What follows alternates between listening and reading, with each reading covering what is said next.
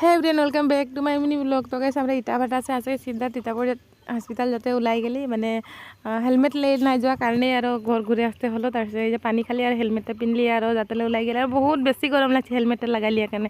তারপরে এই যে তিতাপুর হসপিটাল আছে পাই গেলি তো হেলমেটটা খোলা মানে মোর মাথাটা অলপ শান্তি লাগছে। তারপিছত বহুত দেরি লাইনে থাকা পিছেহে আর ডক্টরে দেখেকে লিখে দিল। তো এইদিকে মই এখন ফার্মাসি আসছি দরব লিতেলে। তারপিছত হসপিটাল ইমান ধুনিয়া আহে। তারপিছত আমার কিছুমান মানুষ শিখর খাইকে ঠুকে দিয়েছে মানে কি অদ্ভুত থাকে কিছুমান মানুষ। তারপিছত এইদিকে মই দরব লে লিলি খকি মাথা দরদ আর জ্বরকে। তারপিছত বললো যে ডক্টরে এগুলা খালে বলে গেসও হবে, তো গেসরও দরব দিল। তারপিছত মোর হাজবেন্ড বলে তিতাবর আছে যখন ঘুগনিটা খাই লিব নাকি। তো ঘুগনিটা খালি বহুত বেশি টেস্ট লাগলো হয় কিন্তু ঝালও বহুত বেশি রহে। তারপিছত ময়ও বললি যে তিতাবর আছে যখন স্টাইল বাজার ঢুকে লিব নাকি বিহুও আছে পাচ্ছে।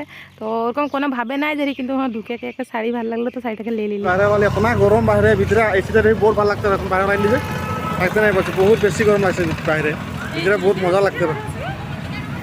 তারপিছত আমরা ঘর আসে পাতলে 2টা-2:30 বাজে গেলে আর ভুকও বহুত বেশি লাগতে আসে সিধাই ভাত উলালি আর এটা ভিডিও আপনারা লগ পাবো নতুন একটা ভিডিও।